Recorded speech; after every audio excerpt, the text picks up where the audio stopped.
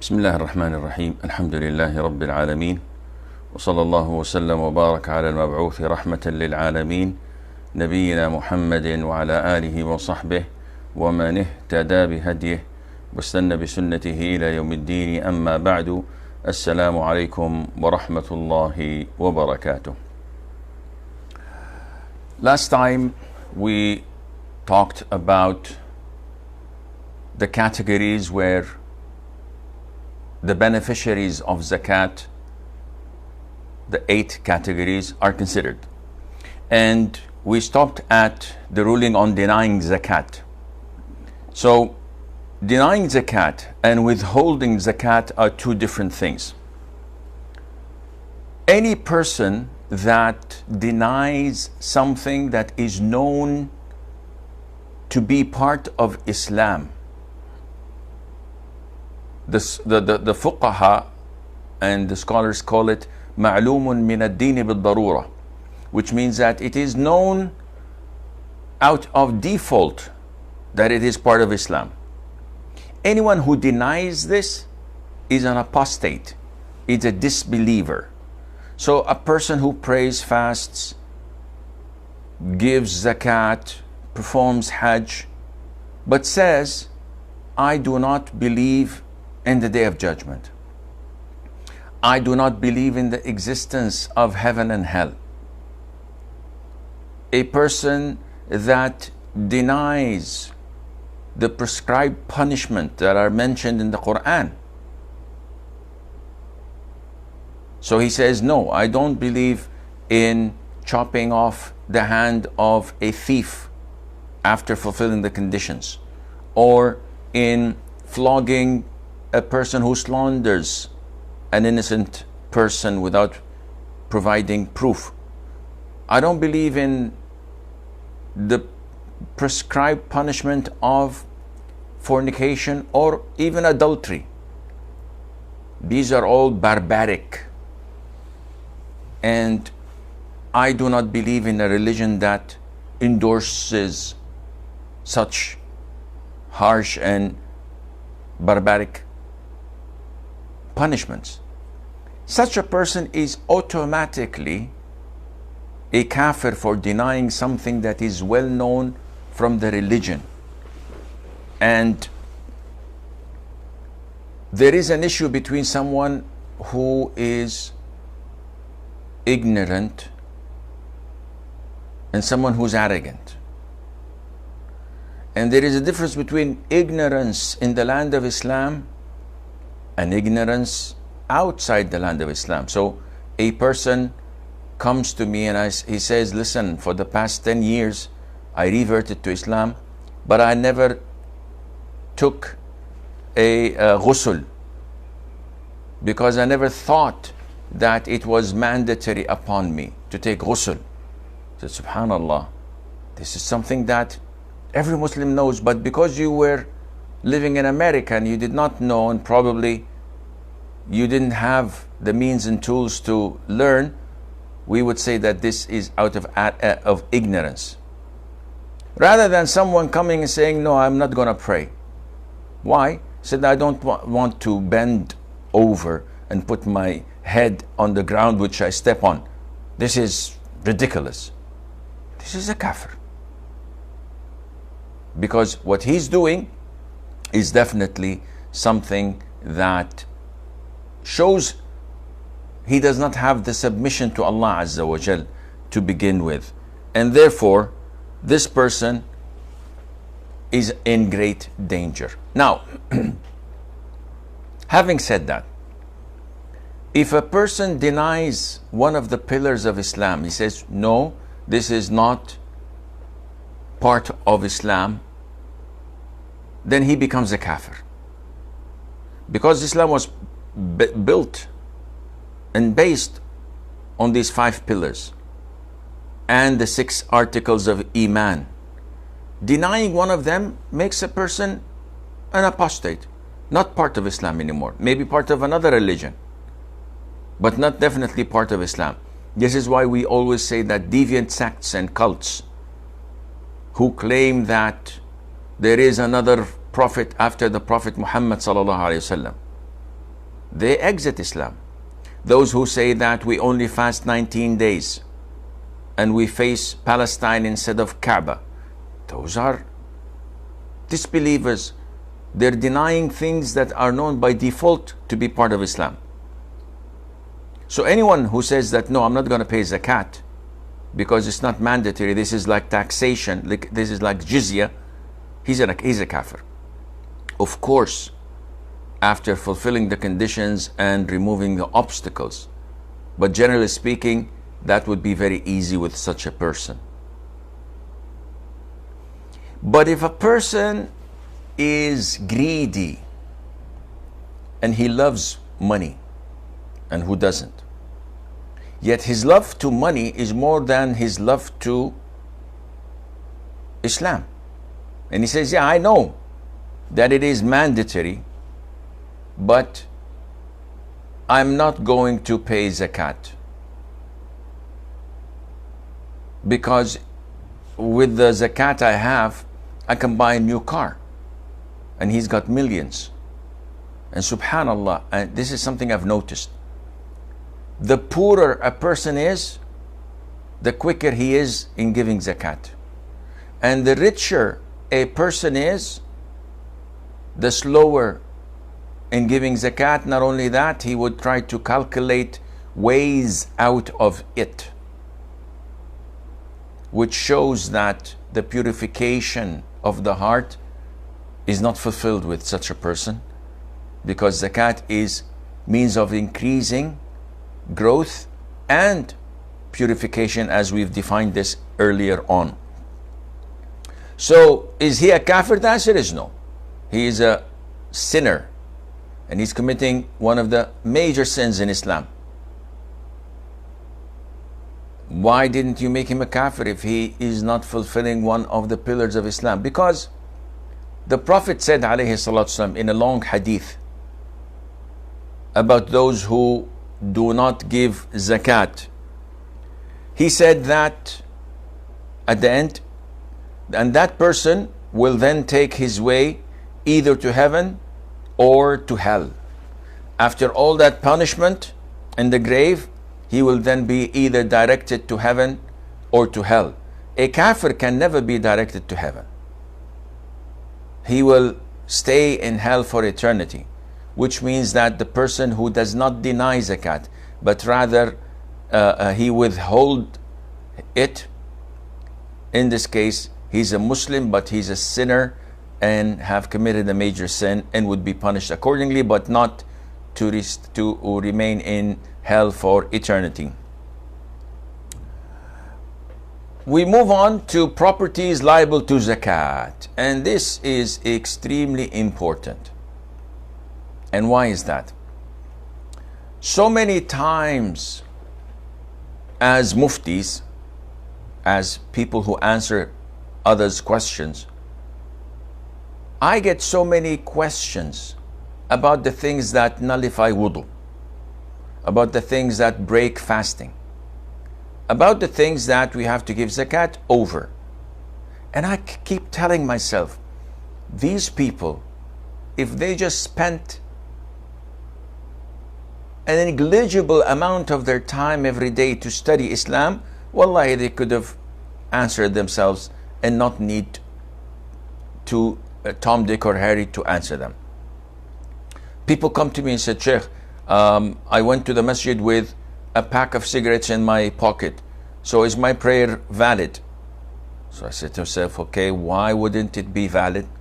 He said, yeah, because smoking is haram. Okay, but what does that have to do with your prayer? You're clean shaven, and as a man, shaving your beard is haram. So does that affect your salat? No, it doesn't. So this is something that if the Muslims were to learn and to know, they would have known that knowing the essentials of your religion makes it easy for you to make decisions. People say, okay, I smoked a cigarette. Do I have to make wudu? You know that the things that nullify wudu are a handful. So why are you asking me this question? We told you that things that nullify wudu are 5. So if you bring a 6th and it's not included, by default you should answer yourself, akhi, why are you making things difficult for you? Oh Sheikh, I brushed my teeth while I was fasting. Does it nullify my fasting? Does it break my fasting? Why would it break your fasting? So likewise, people come and say, Sheikh, I have an expensive car, and do I have to give zakat every year on that? I have an expensive watch. I bought a plot long time ago, and now people are telling me you have to pay zakat for that. Well, you have to learn the properties that are liable for zakat, the wealth that are zakatable, and then you can understand and clearly answer yourself without coming to me and asking me questions. And this is what we try to tell people. Expand your knowledge and develop your process or the way of thinking. I get so many questions. I wouldn't say that they are not intelligent questions, but I would say that if the person asking these questions gave it some thought, he would not have asked them. But the problem is, it is so easy to send questions rather than to think. And this is what we are trying to change the people from doing. Yes, you can ask the Sheikh 100 questions a day, and he can easily tell you what to do and what not to do. But this doesn't mean that this is the best thing to do. When you ask so many questions where you could have spent a little time trying to contemplate, trying to understand by yourself, that would have been much easier. And this is why I always tell those who call me, what would you like? Do you want to fish, or do you want to learn how to fish? If you want to fish, you keep on calling every single day. You keep on writing your questions on Twitter or to my website. But this makes you dependent. And this is not positive. This is not healthy. But if I teach you how to fish, and then you go and try it for yourself, maybe you'll succeed 7 times out of 10. The other 3, you can come and ask to be clarified. And that is way, way better than coming 10 times to ask over things that might be for many people not intelligent. So what are the categories that are properties, or what are the wealth that are liable for zakat? Scholars make them into 4, and some make them into 5. The most famous are 4, because the 5th is quite rare. So finding it is not that essential in our lives. So we will mention it either way. The first category, as per the book, is the livestock. So cattle, that includes camels, cows, sheep, goats. These are known as livestock or cattle. And if you want to sacrifice for Hajj or for Aqiqah, you have to do this with livestock. You cannot bring a horse and sacrifice it for Hajj. It has to be one of these categories mentioned earlier. And likewise for Aqiqah, you can't bring 100 chicken and slaughter them and say, this is my Aqiqah. It has to be from the livestock. So this livestock has conditions. First of all, it has to reach the threshold known as nisab. and each one's nisab is different than the other. So for example, if I have 3 camels, no zakat. 4, no zakat. If I have 5 camels, in this case, I have to give 1 sheep for every 5 camels that I have. And if I have 9 camels, still I have to give 1 sheep. If I have 10 camels, then it goes up an extra sheep, so I have to pay 2. Likewise, if I have 14 camels, I have to pay only 2 sheep. If I have 15 camels, I have to pay 3, and so on. So there is a table stating that for every number of camels, I have to pay so and so. Until it reaches 25, then it goes into camels as zakat instead of sheep. And it has different ages for every number of camels that I have. As for cows, the minimum, the threshold is 30 cows.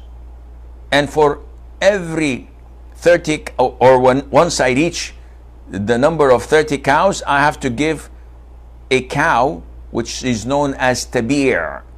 And tabir is a 1-year-old going into his second, and it's called tabir because it follows its mother wherever it goes.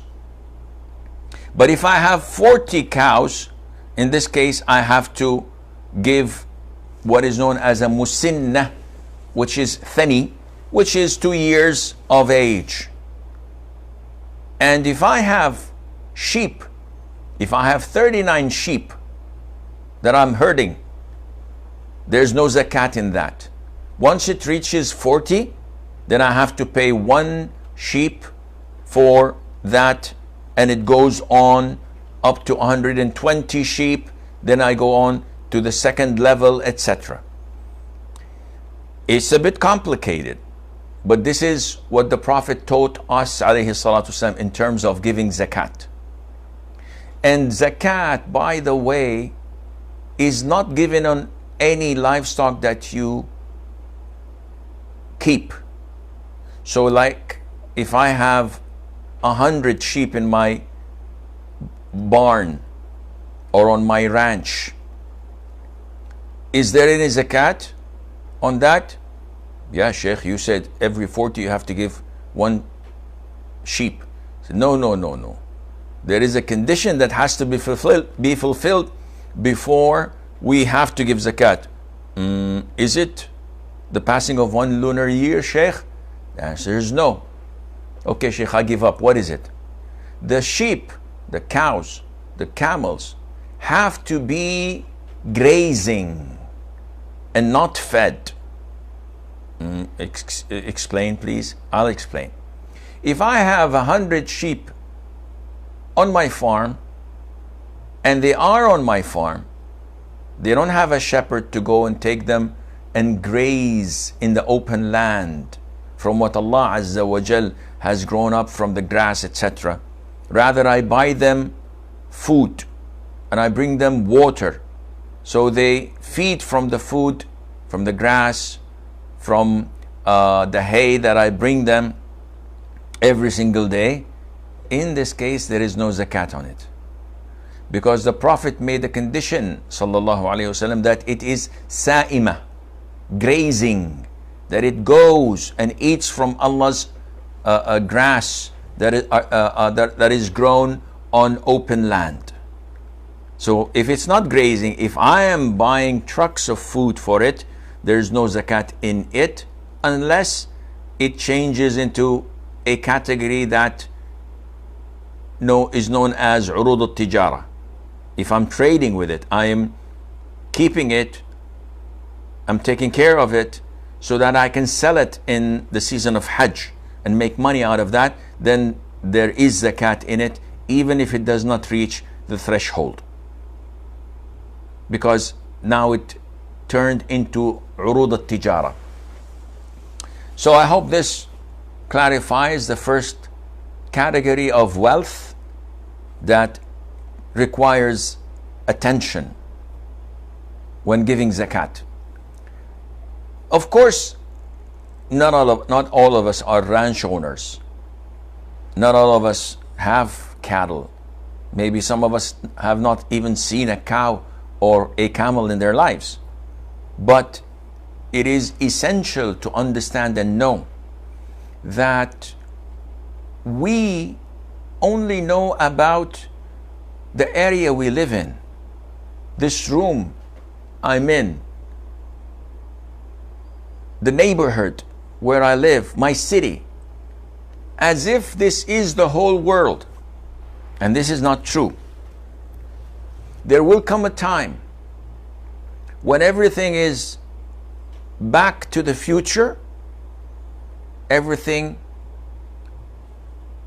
is dependent on livestock, on farming. There won't be any oil, there won't be any plastics, no fossil fuel, no electricity. All these things we've been enjoying for the past 2 centuries maybe. But before that and after that, things will go back to its nature.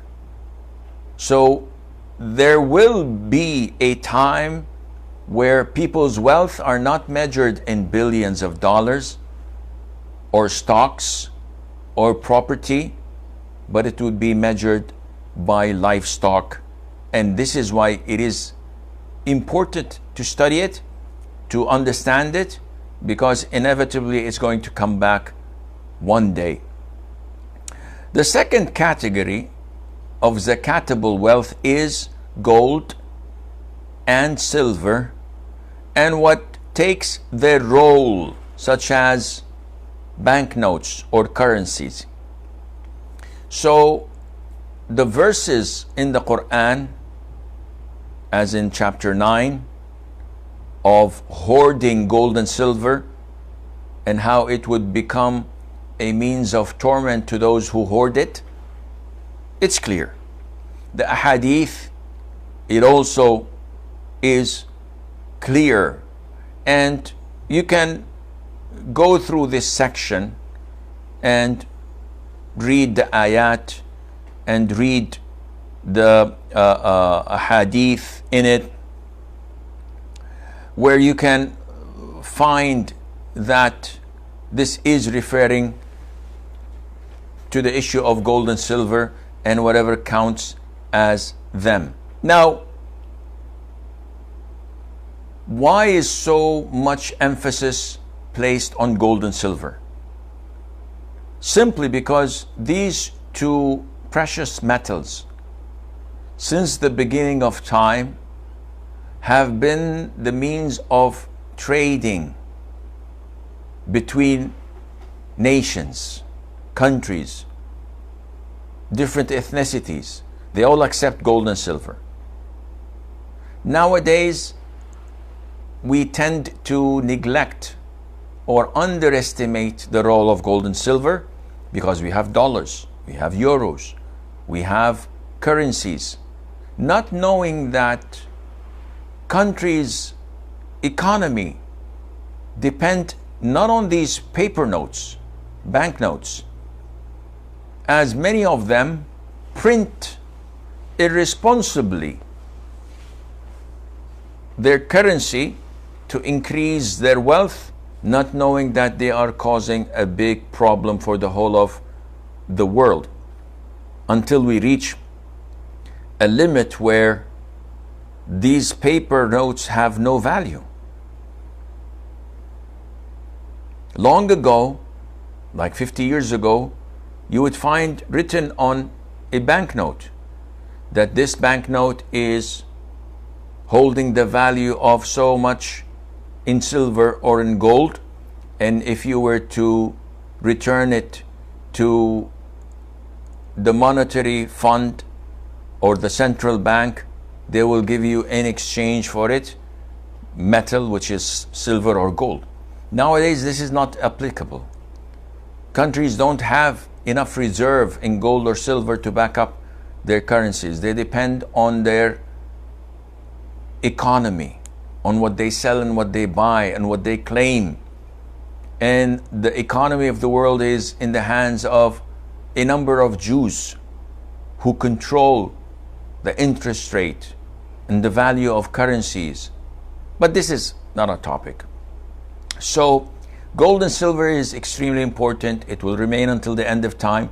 Do not trust Bitcoin or these digital currencies, because it's a scam.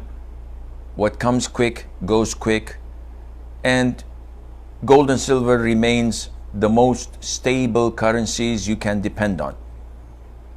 It may get a little bit sick every now and then, but it never dies, unlike other types of investments.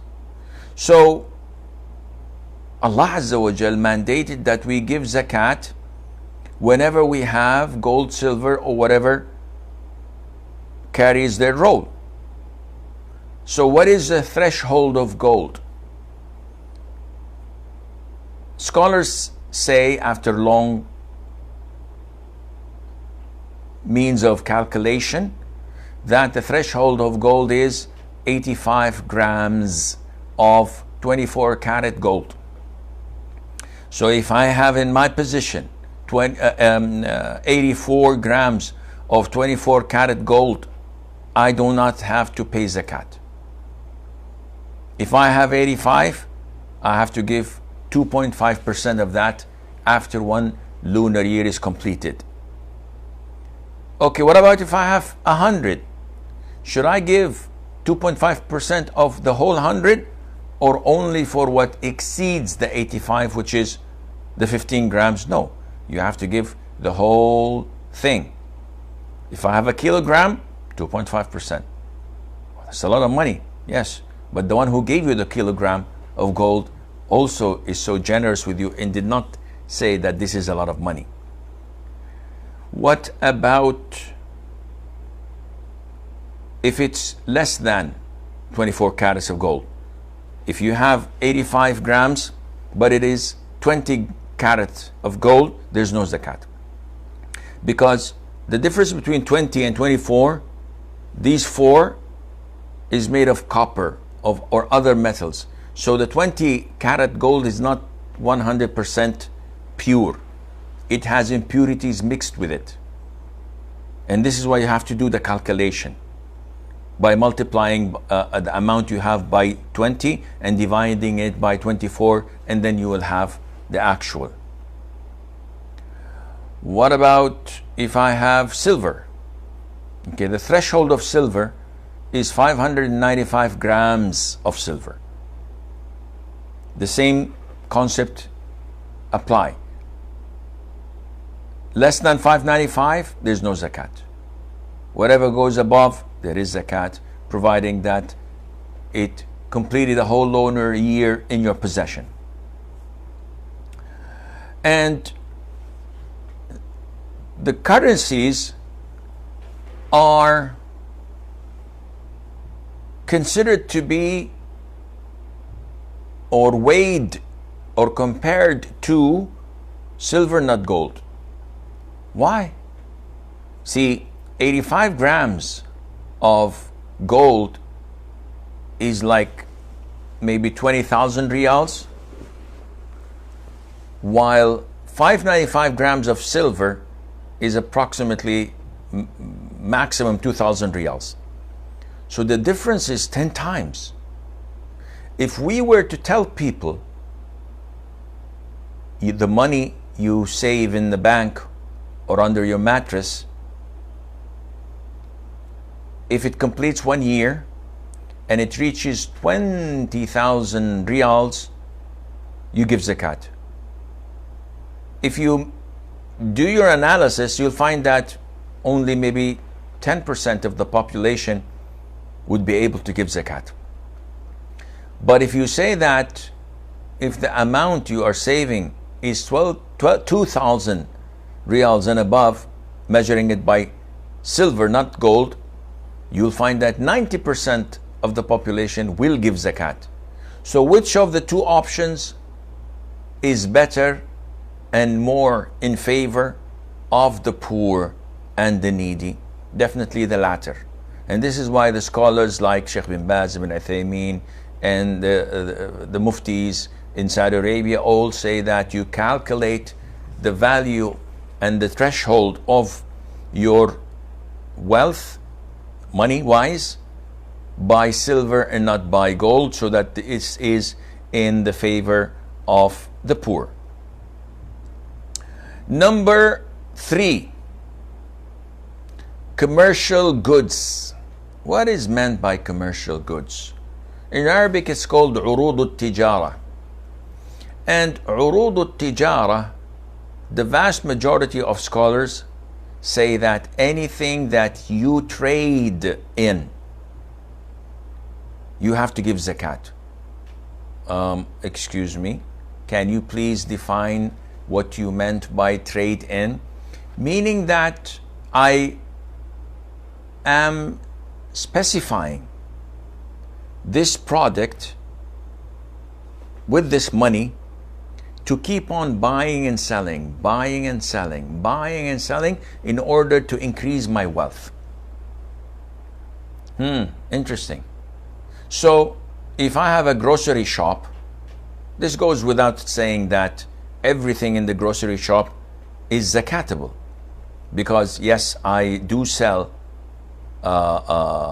tomato ketchup, I do sell soups, I do sell cans of milk and mushrooms, etc.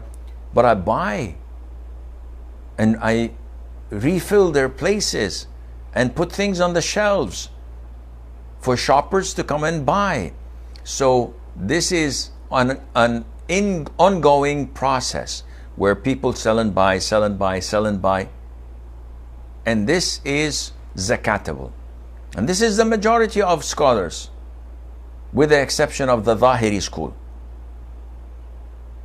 And they say that the verse in Surah Al-Baqarah, verse 267, where Allah says, "O who you believe, spend on others out of the good things you have earned," that this refers to the commercial goods, the things you sell and buy. Now, we have to make a distinction, which is very important, that not everything you sell is zakatable. So, if I buy a plot, which many of the Muslims do and ask about them, "Sheikh, I bought a plot, I bought 2 plots." And I say, "Why did you buy them?" He says, "I don't know, for the future. So maybe like 10, 15 years from now, I may sell them and pay for my children's weddings, or I may build a house to live in, or I may use it to build an apartment, high-riser, and rent it. So do I have to pay zakat every year?" The answer is no. Sheikh, the guy is storing his wealth in a plot. So why don't we ask him to give zakat? Because we have 4 categories. Is it livestock? Nope. Is it gold and silver? No. It's a property, it's a piece of land. Is it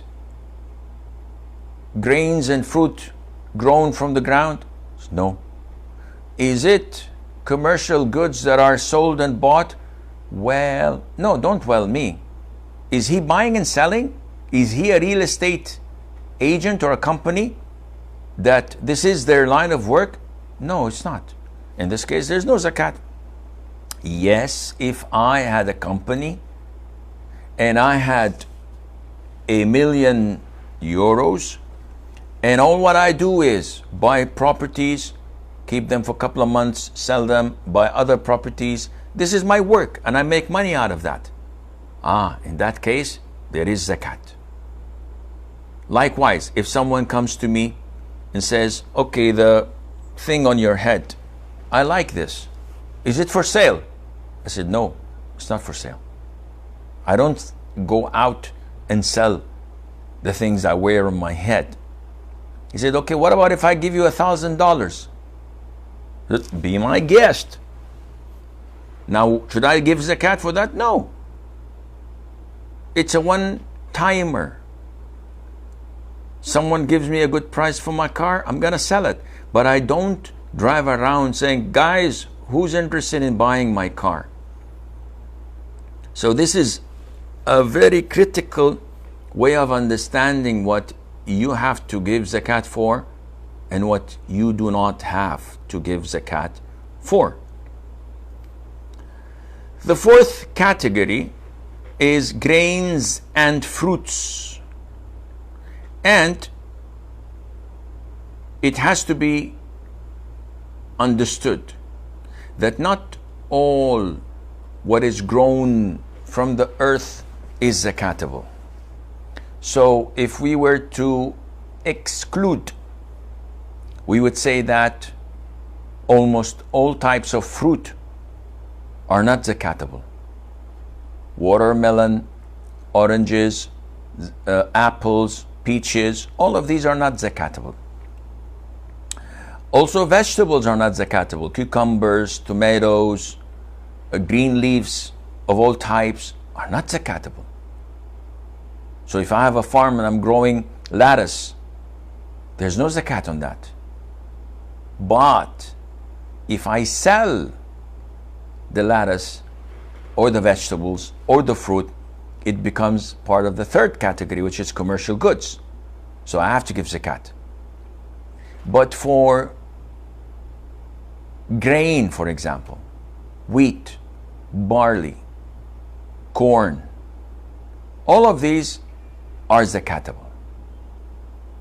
However, there are conditions for such zakat, and that is, it reaches the threshold. And what is the threshold?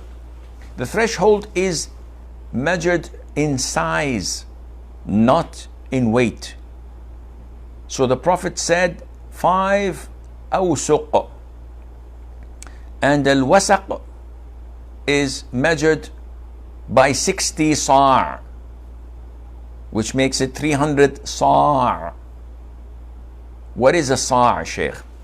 A sa' is a container like that we put things in it and we fill it up, and this is one sa'. And each sa' is composed of 4 mud, and each mud is what gathers in a normal person's hands. So if I have rice and I do this and I fill it up, this is 1 mud, and I put it in a container, and if I take 4 scoops, this becomes 1 sa'. So 300 sa' of grain or above makes it zakatable. And this zakat is due on grain, it's due on dates, it's due on raisins, coming of course from grapes. That's it. Don't go to other fruits or vegetables. And scholars said that the common denominator between these categories is that you can store them and you measure them by size.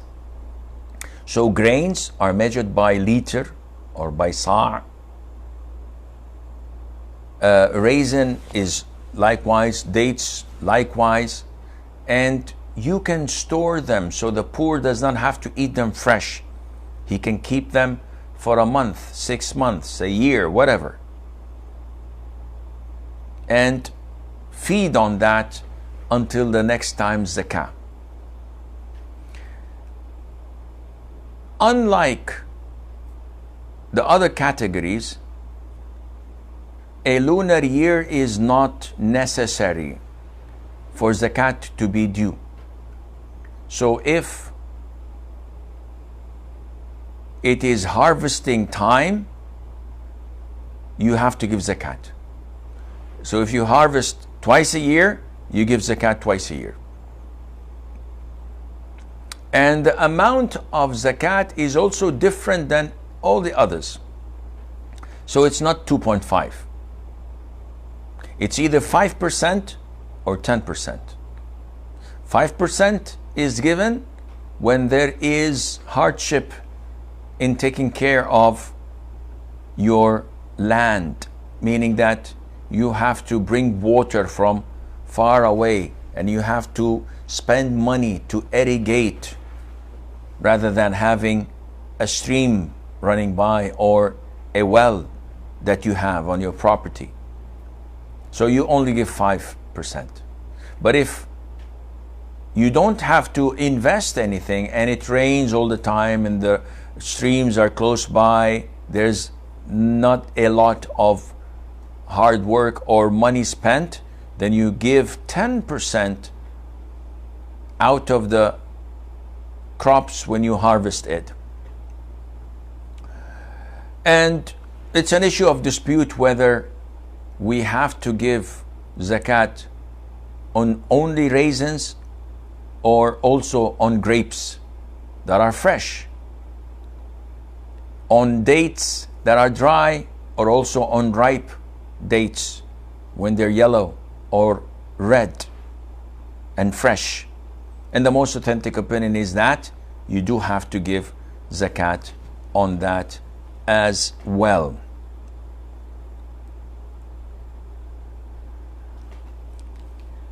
And the fifth category, which I stated before, that it is not of great importance due to the rare occasions that you'll have one, is the mineral resources and rikaz. Rikaz was explained to you last lesson, and I said that it is the treasure of pre-Islamic era. And I will not repeat what I said. You can go and check it out, inshallah. The zakat is 20%, which is approximately 1/5 of whatever you find. No need for finishing a lunar year. The moment you find it, you have to give it out. As for mineral resources, this is an issue of dispute, and I think I've discussed it here or somewhere else, and said that the Hanafi school of thought say that if it's hard, then it's zakatable, and if it's soft, like tar and oil, then there is no zakat on it. The Hanbali school of thought said that you have to pay zakat whether it's hard or soft. And the Maliki and the Shafi'i school of thought said that you do not have to give zakat on mineral resources unless it is gold or silver. And this is the choice of Shaykh al-Islam ibn Taymiyyah and Shaykh ibn Uthaymeen and others. And this is the most authentic opinion, that mineral resources other than gold and silver that are found and extracted from earth, they do not require zakat from those who find it, unless, of course, if this was for commercial use, which is in most cases. So once you extract it, what are you going to do with it? Sell it. In this case, yes, you have to give 2.5% on that, and Allah Azza wa Jal knows best. So I think we will stop right here at social effects of zakat.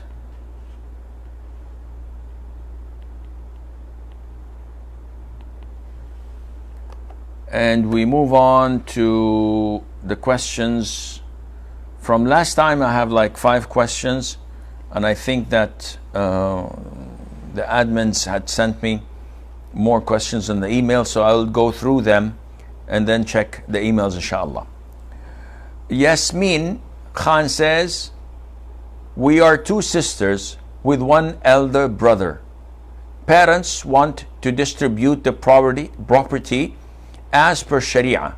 My parents wish to sell all the property and distribute the cash, but my brother wants a piece of the land that is a farm and not the cash. Parents don't want to change their mind. Are my parents right if they don't give that piece of land but sell and give cash instead? I am shocked by the audacity of, not necessarily your question, Yasmin, but of the position of your brother.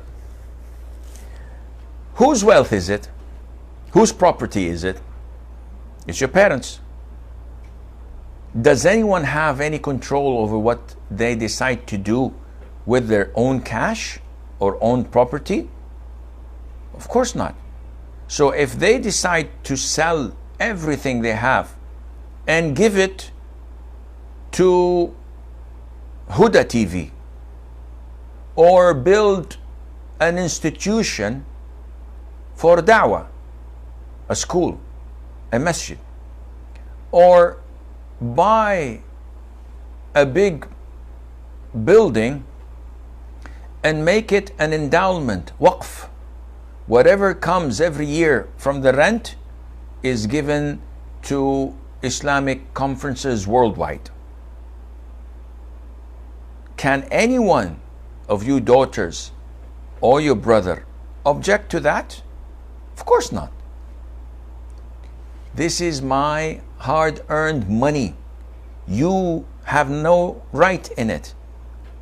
After I die, if I leave something, you may inherit it. But while I'm alive, you insist on inheriting me? A'udhu billah. What kind of children are these? So the answer is, your brother has no right in objecting. On the contrary, he should be grateful that his parents are giving him something now rather than wait until they die, and Allah knows when that would be. Why does he insist on having the property? Because he knows that he'll get it off them cheap. So if they sell it, they're going to sell it for X amount of money and then distribute the money. But if they give it away, they will not give it away as if it is 100,000. They would give it away as if it is 80,000 or 70,000 worth, and he makes more. He should be ashamed of himself. Take the money they give you without any questions, and then you want to buy another property, buy a farm, it's up to you. But you cannot object to them when they're doing something out of their own goodwill as if this is your God-given right. Fatima says, if one fainted out of tiredness of fasting, would her fast go void, or should she continue fasting? There's no reason for her to cut her fasting. It's like falling asleep. Does that impact your fasting? The answer is no. So if a person faints before the adhan of Fajr and wakes up only after Isha, in this case we would say that, yeah, this person did not fast because this was not voluntary and he lost consciousness and he could not attain 1 second of fasting. Unlike someone who was asleep. In this case, a person who's asleep can wake up and is not unconscious per se. So to answer your question, Fatim, there is no problem in fainting while fasting and waking up and continuing the fast. Fida Wasik says, charity is for fuqara, the poor, who is in Allah's cause, are restricted from travel and cannot move about in the land for trade or work. The one who knows them not thinks that they are rich because of their modesty. You may know them by their mark. They do not beg of people at all, and whatever you spend in good, surely Allah will know. Surah Al-Baqarah, verse 273. The question of Fida: who are these people and what is their mark? These people are those who are modest, yet they are stone broke. They don't have any money, they don't have any wealth, they are unable to travel to trade, they don't have any capital to go to the market, yet they're so modest, they are so rich inside, you can barely recognize that they are poor. But you should know them from their mark, from their characteristics. تعرفهم بسيماهم. So what is their characteristics? You can see signs of poverty on their clothes. So yes, they're wearing clean clothes, but it's torn. It's like 4 years old. The fabric is worn out, but they don't have any other alternative. So such is a mark, a characteristic that you can tell. If you look at their feet, you can tell. If you look at where they live, you can tell. These are all marks. Unlike those who, whenever they meet others, they start to whine and complain of the debts they have, the economy, there's not enough money, I can barely pay the rent, my children need this, and they keep on complaining. These are totally opposite to whom Allah is describing to us, who are so modest, so proud, because they believe in Allah and they would never humiliate themselves and beg others. Such people are the ones that you should look for, that you should try to investigate until you find them, and then in an honorable way, a dignified way, you help them. You give them money without them feeling broken or humiliated, because whatever you put there and invest is far, far greater than anywhere else.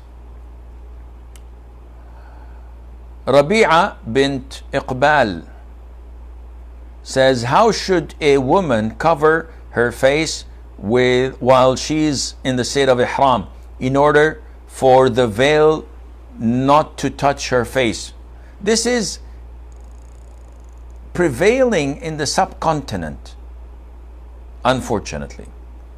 And some schools of thought may have mentioned this before when they said that in some places in ihram, a woman should wear a structure where when she puts the hijab on, she won't be touched by the hijab. So you find women walking in Hajj or Umrah with a structure in front of their faces this big. So something like this.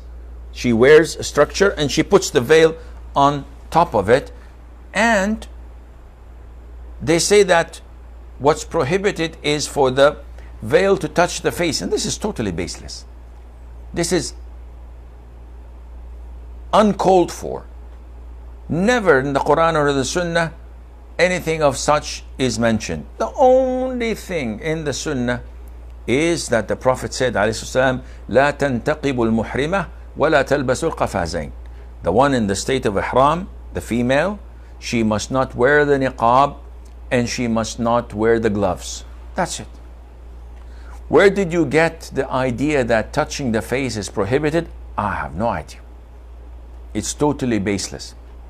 So, having said that, a person should know that wearing such a structure is an innovation. If a woman were to cover her face, she simply wears her normal face cover, that is 1 or 2 layers, so that she can see through it, because she's not gonna wear the niqab that has an opening for the eyes. She has to cover the whole face. And the sky is the limit. And finally, the last question from Rayyan. She says, when we give fidya, do we need to inform the receiver that it is fidya?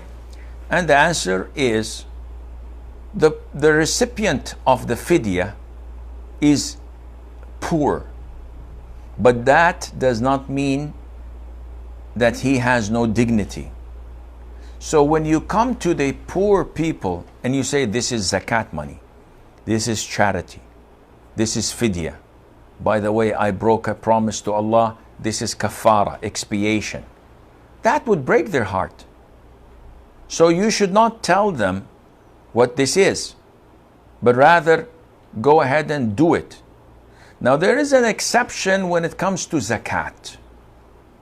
If I were to know that this recipient of zakat does not accept zakat, if anyone were to tell him that this is zakat money, he says, no, I don't take zakat, I could not give him something that he does not want to have. But 99.9% of all poor people that I know would have no problem in getting zakat money, yet it would not be appropriate to tell people that this is zakat money, or this is fidya, or this is an expiation, because that would break their heart and, in a sense, humiliate them and break them a bit. So I believe that we should stop here. And the questions of last, or the questions that came now, we will postpone them to next Monday, inshallah. So until we meet then, I leave you fi amanillah. Wassalamu alaikum wa rahmatullahi wa barakatuh.